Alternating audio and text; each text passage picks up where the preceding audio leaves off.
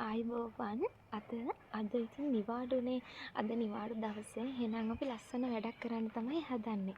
එහෙනම් අපි බලමුද ලස්සන වැඩේ මොකද්ද කියලා. මේ විසිතුරු ශාකය මම හදනකොට දන්නේ නැහැ මේක දිගට යන වැලක් කියලා. ඇත්තට මම හිතුවේ මේක පඳුරක් වෙන්න ඇති කියලා. දැන් ඉතින් මේක දිග වැලක්නේ. මම හදන්නේ මේක පඳුරක් වගේ පේන විදිහට ලස්සනට හදන්න. ඉතින් ඒකට මම ගත්තේ අපේ ගෙදර පරණ සින්ක් එකේ බටේ. ඒක කැඩිලා විසික් කරලා තමයි තිබුණේ. තව ඕනේ කොහුලනු චුට්ටක් ඕනේ.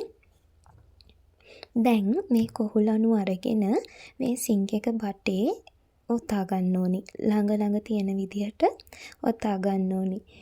මේ මට වීඩියෝ එකකට මේක දාන්න බැරි වෙලා මුලින් චුට්ටක් ගම් ටිකක් දාලා මුල අලව ගන්න ඕනි. අලව ගත්තට පස්සේ මේ වගේ ළඟ ලස්සනට ඔතා ගන්න පුළුවන් අපිට.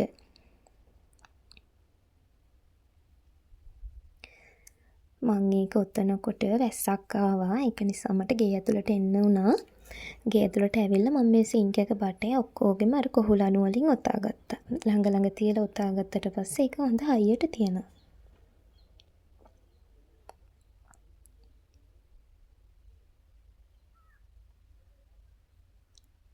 දැන් අපේ මල් පෝච්චිය අරගෙන මල් පෝච්චියේ මල් ශාකයේ මුල් වලට හානියක් වෙන්නේ නැති වෙන්න මල් පෝච්චියේ මැදින් තියලා මේක තද කරලා හොඳට හයි කරගන්න ඕනි.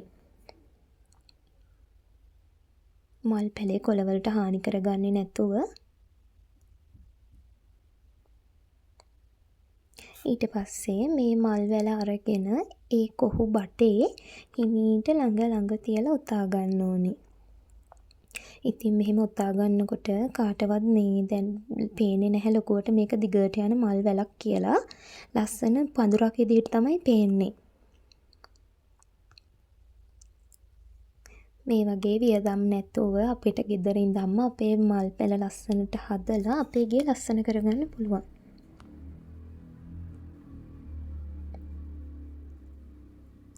ඉතින් වීඩියෝ එක බලන හැමෝම අපිව සබ්ස්ක්‍රයිබ් කරන්නත් අමතක කරන්න එපා.